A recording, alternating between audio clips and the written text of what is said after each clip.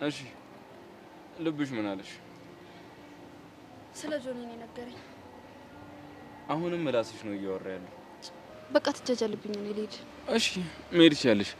ከዛ ፊት ግን ጉንጭን ሰሚ። ጉንጭክም ከፈለግሽ ደግሞ ሌላ ቦታ ማድረግም ትችያለሽ። እሱን ተቀምጠሽ ብነግርሽ አይሻልሽ? አይ በቆም ይሻለኛል። አንዳንዴ በእኔ ትእዛዝ ስር መሆንሽን ትረሻለሽ አይደል?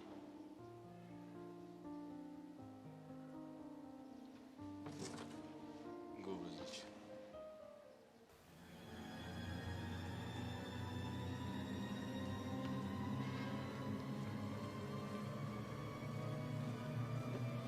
ምን ሆነ ነው? እያባረሩ እኮ ነው መስለው። ቆይ ልጅ ለምን ረማይተውን? ማን ነው? ላተብየው ነው። ምን ብሎ ነው? እኔንማ ምን አባቱ ይለኛል። እና ተረሰ ብለን ነው? አዎ ከሷ ጋር ነው። ምን አባቱ ነው የሚላት? ይኸውልህ ጆኒ፣ አሁን ያለነው ትምህርት ቤት ግቢ ውስጥ ነው። ምንም እንዳይፈጠር አንተ ተረጋጋ። ቆይ ያላትን ለምን ደግሞ አትነግረኝ? ይኸውልህ ቅድም እየተጨቃጨቁ ነበር። አሁን ደግሞ ምን እንዳላት አላውቅም። ከጀርባው ነው እያወራል። ይውሻ ልጅ ጆኒ ተረጋጋ። ጆኒ ተረጋጋ።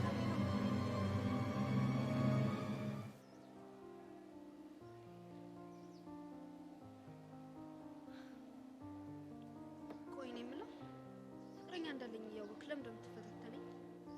እንደማትወጁ ስለማውቅ። እንዴት አወቅ? መቼስ ብትወጁ ኖሮ እዚህ ጋር ከኔ ጋር ምን ሰሪ ነበር? ደግሞ ሁለት ሰው ባንዴ ማፍቀር የሚችል ልብ ያለሽ አይመስለኝም። በጣም ደፋር ነህ ግን። አመሰግናለሁ። ለነገሩ የምታሳዝነኝ ያቻለች። ለወረብ ታሳዝንሽ። እሷ እንዳፈቀርካት ነው የምታስበው። አንተ ግን መጠቀሚያ እያደረጋት ነው። ረጋ በል አንተ። ልቀቀኝ እና ልሰባብረው። ከትምህርት ቤት መባረር ፈለክ እንዴ? ልባረራ እንደ ፈሪ የምወዳት ልጅ ከሌላ ወንድ ጋር ሊያውም ደግሞ ለጠል ከመፈልገው ልጅ ጋር ተደብቃ እየተገናኘች እንዴት ነው ዝም ብለው? ይኸውልህ ለአሁኑ ብቻ ረጋ በል። ከዛ ተረጋግተን ምን ማድረግ እንዳለብን እናወራበታለን። ወይኔ ጆኒ፣ ለጊዜው አንድ ሀሳብ አለ። ምን? በኋላ ልትሸመጥጠን ስለምትችል መረጃ ነገር መያዝ አለብን።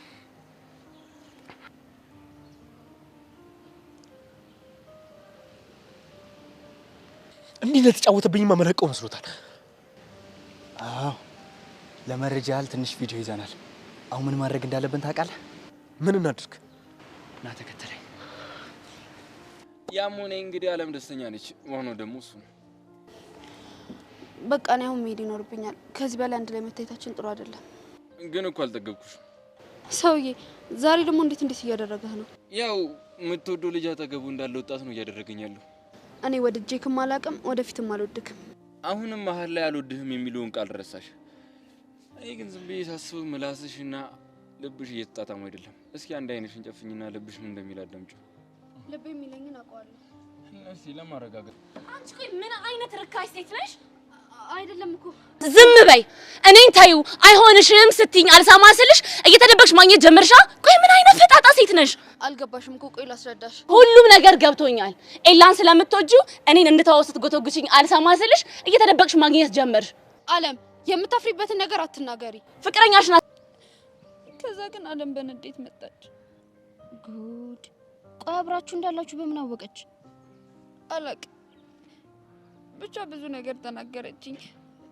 ርካሽ ሴት ነሽ፣ ፍቅረኛሽን አስቀምጠሽ የሰው ፍቅረኛ ላይ የምትንጠለጠይ ብዙ ሰብሊ፣ የሆነ ነገር ሁሉ አንዴ ሆኗል። እሺ መሲ፣ እኔ ርካሽ ሴት ነኝ እንዴ? ሰብሊ አይደለሽም። እንዳልሆንሽ ደግሞ እሷም ታውቃለች። በቃ እንዴት ነው እንደዛ ያናገራት? እሺ ደግሞ መሲ፣ ይሄ ወሬ ጆኒ ጋር እንዳይደርስ በጣም ነው የፈራሁትኝ። እሱም በይ ከሰማ በጣም ትልቅ ችግር ነው የሚፈጠረው። ወይኔ ጉዴ! ቆይ ምን አይነት ችግር ውስጥ ነው የገባሁት?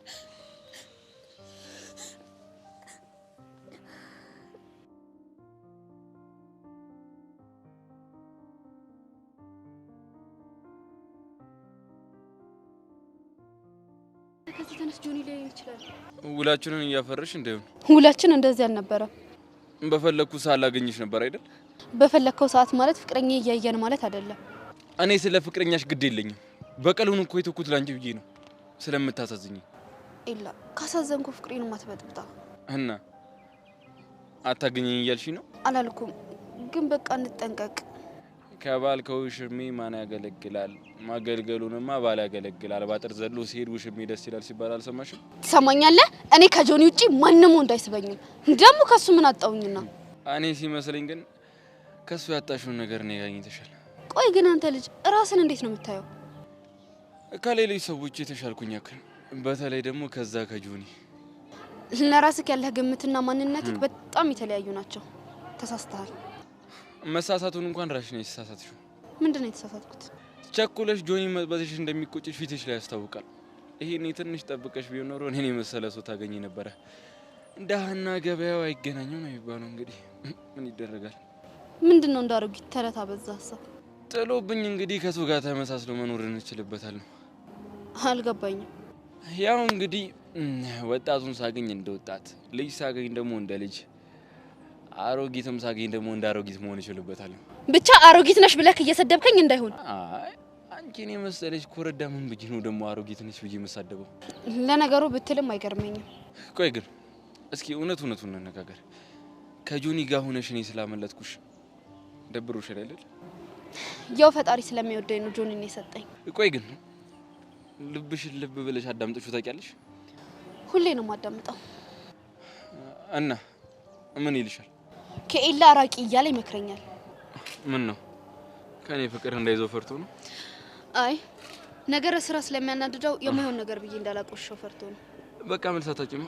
ለማንኛውም ሁሌ መጽሐፍ ማንበብበት ቦታ ጠብቅሻለሁ። ሰብሊ እንዳታስጠብቅኝሽ።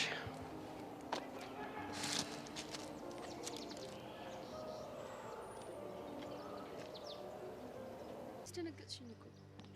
ብጠራሽ አልሰማሽኝ እኮ። ቆየሽ እንዴ ከመጣሽ? አዎ ቆየሁ። እንደዚህ ባሳምስ ጠልሹ ግን ምን ተገኝቶ ነው?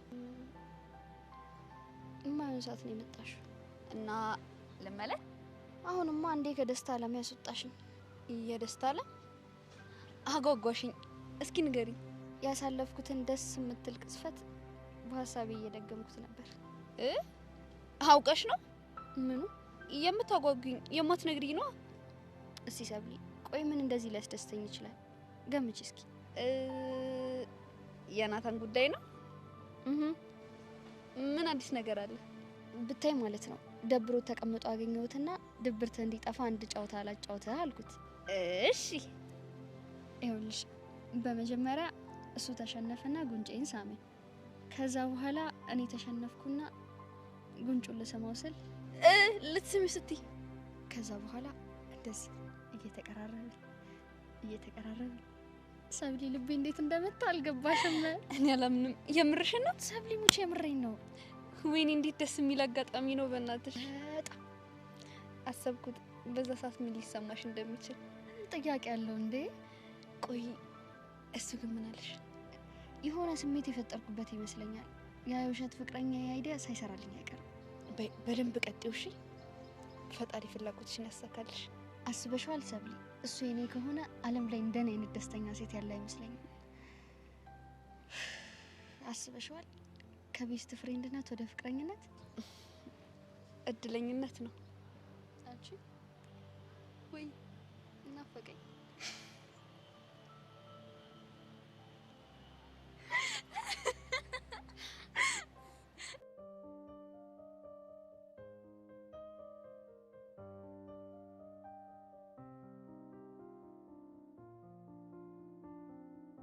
ወይኔ ኢላ ወደ እኔ ነው መሰለኝ የሚመጣው። አሁን ቆይ አወራዋለሁ ወይስ ምን ነው የምለው? እያወራሁት ደግሞ ጆኒ ከመጣ ሌላ ችግር ይፈጠራል ወይስ ዝም ብዬ ላዋራው?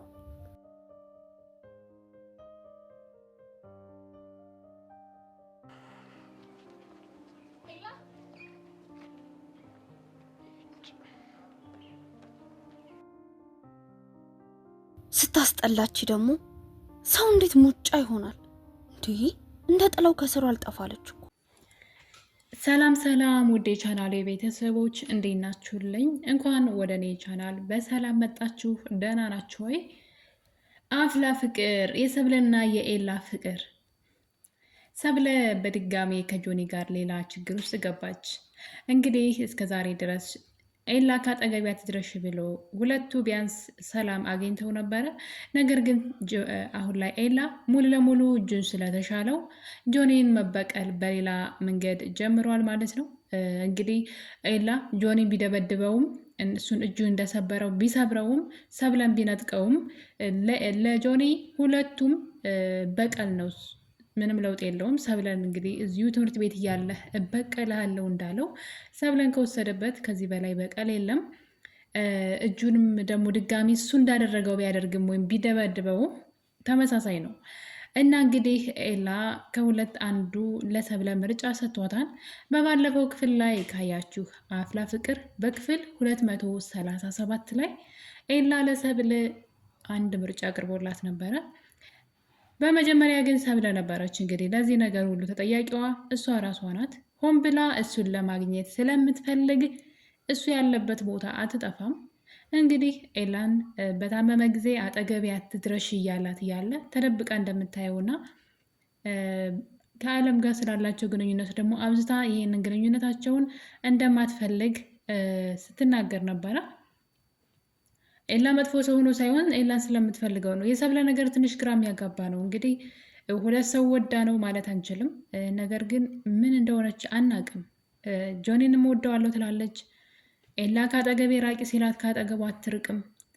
አጠገቤ እንዳላይሽ ሲላት እንኳ ተደብቃ ታያለች። ማንም ሴት ከሱ ጋር እንድትሆን እንኳ አትፈልግም። ከሱ ጋር የሆነችን ሴት እየሄደች እንግዲህ ስለሱ መጥፎ ነገር እያወራች ከሱ እንዲርቁች ታደርጋለች። እና የሰብለ ነገር ትንሽ ግራ የሚያጋባ ነው። ነገር ግን አሁንም ድጋሚ እንግዲህ ስቃይዋ የጀመረ ይመስለኛል። ትንሽ አረፍ ብላ ነበረ ኤላ እጁ በተሰበረ ሰዓት እሷ አጠገቢያ ትድረሽ ቢላትም ሰላሟን ግን ቢያንስ ከጆኒ ጋራ ሰላም ነበረች። ነገር ግን አሁን ነገሮች እንደ አዲስ ተባብሰዋል። እንግዲህ ኤላ እጁ እንደተሻለው የመጀመሪያ ስራው ጆኒ እንደሚበቀለው ነው ለሰብለ የነገራት። ምክንያቱም ሰብለ የሆነ ነገር እንደምትል ስለሚያውቅ ነው እንግዲህ እበቀለዋለሁኝ ብሎ የነገራት እንጂ ሳይነግራት ነገሩን ማድረግ ይችል ነበረ። ነገር ግን እሷ እንግዲህ እሱ እንደምትፈልገው ያውቃል። ነገር ግን ደግሞ ጆንዬ ትላለች። ግራ የምታጋባ ናት የሰብለ ነገር። አሁንስ በጣም ነው የበዛው። እንግዲህ ከሁለት አንዳቸው መምረጥ ይኖርባታል። ሁለት ሰው በአንዴ ማፍቀር እንግዲህ የማይሆን ነገር ነው። የጆኒን ነገር መተው አለባት። በቃ ከህይወቷ ጆኒን ማውጣት አለባት ብዬ ነው የማስበው። ምክንያቱም ከኤላ ርቃ መራቅ አትችልም። ከአለም ጋር የተጣሉት እንግዲህ ከኤላ ራቂ፣ ኤላ መጥፎ ነው፣ መጥፎ ሰው ነው፣ አይወድሽም በማለት ነው እንግዲህ ከአለም ጋር ጸብ ውስጥ የገቡት እና እውነት ለአለም መጥፎ ሰው ነው ብላ ሳይሆን እሷ ስለምትወደው እና ማንም ሴት ከሱ ጋር እንድትሆን ስለማትፈልግ ነው። እና ሰብለን እንግዲህ በሌላ ነገር አጥምዷታን በድጋሜ ጆኒ ኤላ ማለት ነው። እና በቀለዋለሁ ሲላት እሱ ጋር በመሄድ እንግዲህ እኔ በሱ ፋንታ ይቅርታ ልጠይቅህ እሱን አትጉዳው በማለት ኤላን ስትለምነው እያየን ነበረ። እሱ ግን ይህን ነገር በፍጹም ማድረግ አልችልም፣ በጣም ብዙ ነገር ነው ያደረገኝ። እጀ መሰበሩ ብቻ አይደለም፣ እዚህ ትምህርት ቤት ሁሉም ሰው በእኔ ላይ ተሳልቋል። በዛ ላይ ደግሞ ከአንቺ እንድርቅ አድርጎኛል። በዛ ላይ አንቺ አሁን እሱን አትበቀለው ካልሽኝ እኔ ወንድ ልጅ ነኝ፣ በፍጹም ይህን ማድረግ አልችልም ብሏት ነበረ። እና እንግዲህ የበቀል መጨረሻው ጥሩ አይደለም እባክህ ስትለው እሱ አንድ ነገር ካደረግሽ ብቻ ነው ይህን ነገር የምተወው ብሎ ለሰብለ እንግዲህ ቅድመ ሁኔታ አዘጋጅቶላታል። እሱም እንግዲህ ለእኔ ብዙ ሰዓት ትሰጭኛለሽ ትምህርት ቤት ውስጥ ማለት ነው፣ ብዙ ጊዜሽን ከኔ ጋር ታሳልፊያለሽ፣ ነይ ስልሽ ትመጫለሽ፣ ሂጂ ስልሽ ትሄጃለሽ፣ በቁጥጥር ስር መሆን ከቻልሽ እና ብዙ ጊዜሽን ከኔ ጋር ማሳለፍ ከቻልሽ ምናልባት በቀሉ ልተወው እችላለሁ ብሎ በድጋሚ ወደ እሱ የምትመጣበትን መንገድ እንግዲህ አመቻችቶላታል ማለት ነው። ያው እሷ ፍላጎቱ ስላላት ነው እንደዛ ያደረገው። የሚፈልገውም ደግሞ እሷን ነው ሲጀመር ኤላ ማለት ነው። እሷን ኢቭን ባይፈልጋት እንኳ ከጆኒ እሷን መቀማት ይፈልጋል። የእሱ ትልቁ እቅዱ ጆኒን ማሳበድ ነው። ወደዳትም አልወደዳትም ሰብለን በዚህ ሰዓት ጆኒን መጉዳት ይፈልጋል። ስለዚህ የጆኒ ደካማ ጎኑ ደግሞ ሰብለ ናት። ሰብለን በጣም ነው የሚወዳት ጆኒ በጣም ሲበዛ እና እንግዲህ ምንድን ነው የሆነው ሰብለ ኤላን ማግኘት ጀምራለች። ነገር ግን እንግዲህ እንደምታውቁት ጆኒ ካሌብን እጁን ሰብሮታል እዚህ ቀደም። እሱም ደግሞ የሆነው በሰብለ ምክንያት ነው። ሰብለ እንዳትናገርብኝ ብሎት ነው። ታዲያ አሁን ላይ ካሌብ ሰብለን መከታተል ጀምረዋል። እያንዳንዱ እርምጃዋን እየተከታተለ ለጆኒ ወሬ ማቀበልን ቀጥሏል። እናም እንግዲህ ኤላ እና ሰብለ በአንድ ላይ ቁጭ ብለው ነበረ። በዛ ሰዓት እንግዲህ ማንም ሰው አላየንም ብሎ ነበረ። ነገር ግን ካሌብ ተደብቆ እያያቸው ነበረ። እናም እንግዲህ ከአጠገቧ እንዳደርስ የተባለው ኤላ ከአጠገቧ ሂዶ ብዙ ነገር ሲያወሩና በመጨረሻም እንግዲህ በትምህርት ቤቱ ጀርባ እንደሚጠብቃት እንደ ሁልጊዜው ነግሯት ከአጠገቧ ሂዷል። እንግዲህ ከአጠገቤ አትሁን ስትለው ስምምነታችን ማፍረስ ከፈለግሽ እንግዲህ ምርጫ አንቺ ነው ብሏታል። ነገር ግን እሷ እኔ ያላገኝህም አላልኩም፣ ግን ከጆኒ ተደብቀን ነው መሆን ያለበት ብለዋለች። እንግዲህ በዛም የተነሳ ኤላ ሰብለን ለማውጣጣት እየሞከረ ነበረ። ሰብል በጣም ሲበዛ ደረቅ ናት። ችግሩ አሁን ላይ የእሷ ነው። እሱ ሲቀርባት እሷ ሌላ ነገር ታደርጋለች፣ እሱ ሲርቃት ደግሞ እሱን ትከተላለች። እና ምን እንደምትፈልግ የሰብለ ነገር ግራ የሚያጋባ ነው። እና እንግዲህ በመጨረሻም ኤላ የቀጠራት ቦታ እንድትመጣ በትምህርት ቤቱ ጀርባ ይሄዳል ማለት ነው። ይህን ነገር ካሌብ እያንዳንዱ እርምጃቸውን እየተከታተላቸው ነበረ። ምን አውርተው እንደተለያዩ ባያቅም ግን ምን እንደፈለገና ምን እያላት እንደሆነ ለማወቅ ሁለቱንም እየተከታተላቸው ነበረ። በመጨረሻም እንግዲህ ሰብለና ኤላ ከትምህርት ቤቱ ጀርባ ነይ ያላት ቦታ ትሄዳለች። እናም እንግዲህ ሁለቱ ፍቅር እየተጫወቱ ነበረ። ኤላ ሰብለን እንደምትወደው እየነገራት ነበረ። ትወጅኛለች ግን ለምን ደረቅ እንደሆነች እና ልቧ እንድታዳምጥም በተደጋጋሚ እየነገራት ነበር። በዛ ላይ እንደናፈቀችውና አልጠገብኩሽም እንድትሄጅ አልፈልግም፣ ስለዚህ ከአጠገቤ ቁጭ በይ ብሏት፣ ይህ ሁሉ ነገር ግን ካሌብ ተደብቆ እያያቸው ነበረ። እንግዲህ በመጨረሻም ካሌብ ለጆኒ ይህን ነገር ሂዶ ነግሮታል። አብረው እንደሆኑ መጀመሪያ እሱ አግኝተዋት ከዛ እንግዲህ እዛ እንዲገናኙ እንደነገራትና ቀጥ ብላ እሱ ያለበት ቦታ እንደሄደች ለጆኒ ነግረዋል። እናም ጆኒ በጣም ተናደዱ፣ በጣም ስሜታዊ ሆኖ ነበረ። እንዴት ለጸብ ከምጋበዘው ልጅ ጋራ ሂዳ ተደብቃ ለዛውን በትምህርት ቤት ጀርባ በድብቅ ታገኘዋለች በማለት ጆኒ በጣም አብዷል። እናም እንግዲህ ወዲያው ሂጄ ሁሉንም ነገር አበላሻለሁ ብሎ ነበረ። ነገር ግን ካሌብ ሌላ እቅድ እና እንግዲህ ነገር ግን ያው አብረው እንዳሉ እሱ አሳይቶታል። እና እንግዲህ አንድ ነገር አድርገዋል። እሱም ፎቶ ነው ያነሷቸው፣ ቪዲዮ ነው የቀረጿቸው አብረው እንደሆኑ ማለት ነው። ምክንያቱም ሰብለን እንዳትዋሽና እንዳትክደን ብለው ቪዲዮ ቀርጸዋቸዋል። በመጨረሻም እንግዲህ ሰብለ በጣም እየፈራች ስለነበረ ድንገት ሰው ቢያይን ጥሩ አይደለም በማለት ከዛ ለመሄድ ስትሞክር እንድትስመው ደግሞ ኤላ ይጠይቃታል። እና ጉንጭህን ነው ወይም ስምህ ብላ ልትስመው ስትል ነበረ እንግዲህ ጆኒ ለዓለም ሂዳ ነገሩ እንድታበላሽባቸው ወይም ደግሞ እንዳየቻቸው እና በመካከላቸው መሀል እንድትገባ ችግር እንድትፈጥር ይልካታል። ዓለም እንግዲህ ሳትጎርሳ ሳትለብሳ ነበረ ሄደችው። እንደምታዩት እንግዲህ ሄዳ ሰብለን አንቺ እርካሽ ሴት ነሽ ብላ እንግዲህ ቃል በቃል ነው የተናገረቻት። ቁጭ ብለው እያወሩ ነው። ምንም ችግር አልነበረውም፣ ጓደኛዋ ነው እና በዚህ መጠን ቃላቶችን እንግዲህ ሰብለን ተናግራ ልቧን የሰበረችው ይመስለኛል። ነገር ግን ይሄ ነገር ሁሉ ሲሆን ኤላ ዝም ብሎ እያየ ነበረ ይመስለኛል። ኤላ ዓለምን ከሰብለ ህይወት እንድትወጣ ይፈልጋል። ዓለምን ፈልጓት ሳይሆን ሊጠቀምባት ነው። ከመጀመሪያው ጀምረው እንደዚህ አይነት ሰዎችን ካጠገብህ አድርገህ ትጠቀምባቸው ይገባን ሲል ነበረ ለናታን ኤላ ማለት ነው።